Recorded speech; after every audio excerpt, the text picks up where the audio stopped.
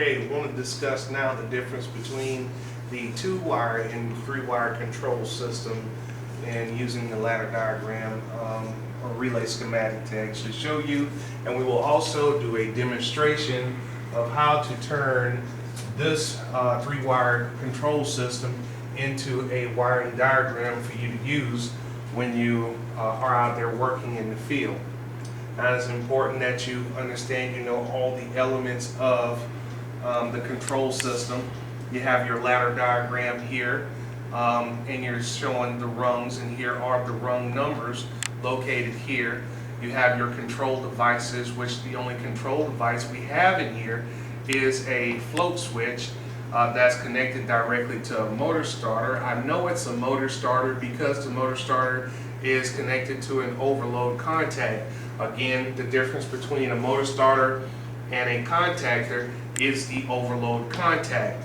Now, no matter how many overloads you may use in the control system, whether it be a single phase or 3-phase control system, motor that you're controlling, we're always going to use one contact to show that connection, because you're only breaking one contact per overload. Even though I have 3 here, there's only one overload contact, unless we have multiple motor starters. Okay, numbers that you see here, the numerical numbers that you see on the side, on the neutral side here, they are what they're informational numbers. Informational number says that this motor starter here is using 2 normally open contacts. The 2 normally open contacts are controlling a load that's located on rung 2 and rung 3. So when I go back over here to the left hand side, I look at the rung 2, and you see as I come over, I see the abbreviation M, which is the same from the motor starter, indicating that I'm using a normally open auxiliary contact from that motor starter to control this light. And I'm also doing the same thing on the 3rd rung, normally closed motor starter, to control this yellow light as an indicator. Okay, what this says is when this float switch closes, this motor starter will cut on, cutting off a yellow light and turning on a red light. And when I say a 2-wire control system, a 2-wire control system means that there's one wire going to the control device, and there's a second wire that's going to the motor starter. So there's only 2 wires in the control system, 2 wires controlling the motor starter. In the diagram here, in the wiring diagram, I drew all of my components to the control system as I indicated in the diagram here. I have my motor starter, my 2, 3, 2 normally open contact, my 2 auxiliary contacts, my yellow and red pilot light, and my float switch. From my transformer, I'm using 2 lines of the motor starter to provide a step down voltage to the control system. Now, the power coming in is separate from the power that's going out to the control system. That's why we call transformers separately derived system, because there is no physical connection between the primary and secondary portion of the transformer. So when I look at this control system, you may say that this is only 1 voltage, but in all actuality, it's 2 different voltages. I'm coming in L1 and L3 to bring the voltage to my primary side.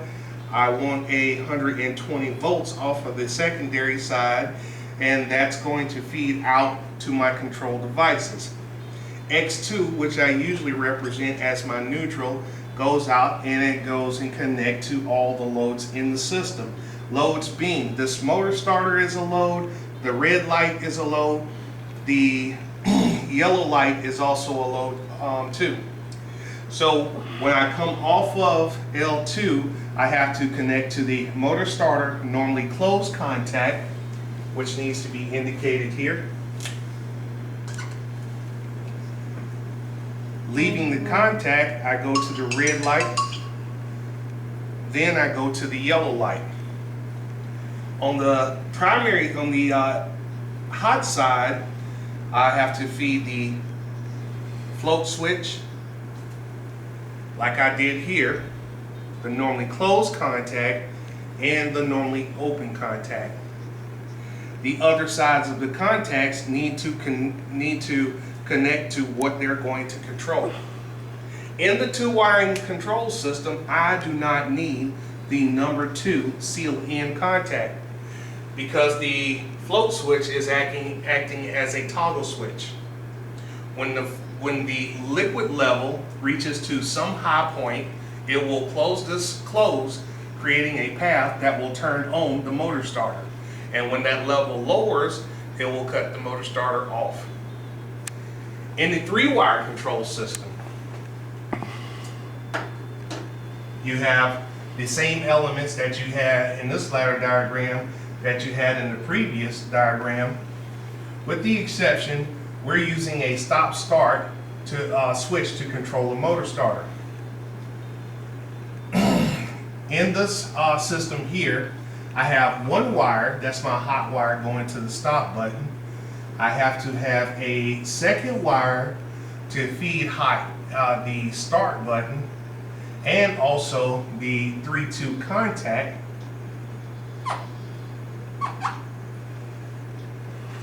And then I have to make the connection to the motor starter. So in a 3-wire control system, you can see the 3 wires that I need. Anytime you have a 3-wire system, you will be using the 2-3 contact.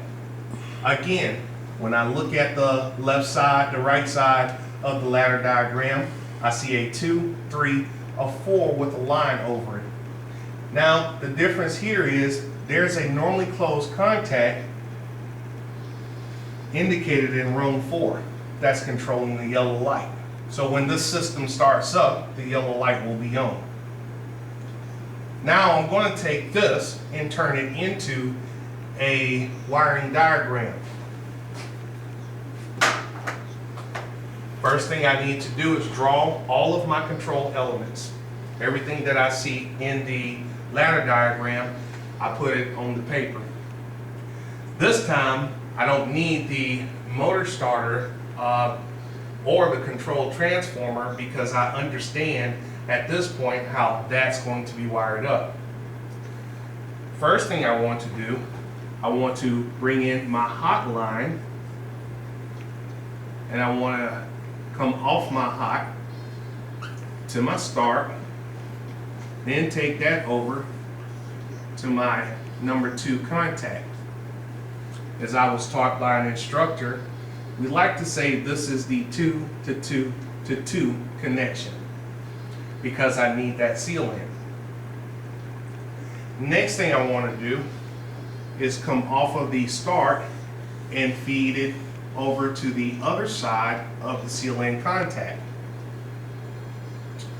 Looking over here, I have 2 other control elements that I need to feed hot also. This hot needs to be fed off of the line side of the control system. I have a normally closed and I have a normally open contact that I need to feed hot. From this terminal, I'll feed this contact hot, and I will feed my normally closed contact hot.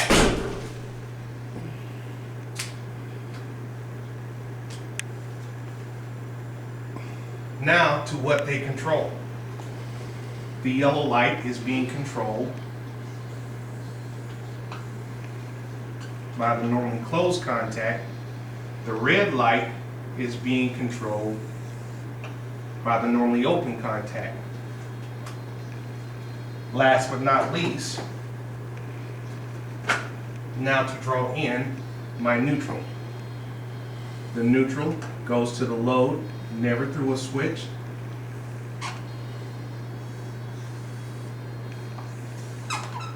And that completes my drawing. Now I have a wiring diagram which to wire my control system from using this motor starter. It takes a lot of practice and a lot of study. I expect that you will do this. Have a good day.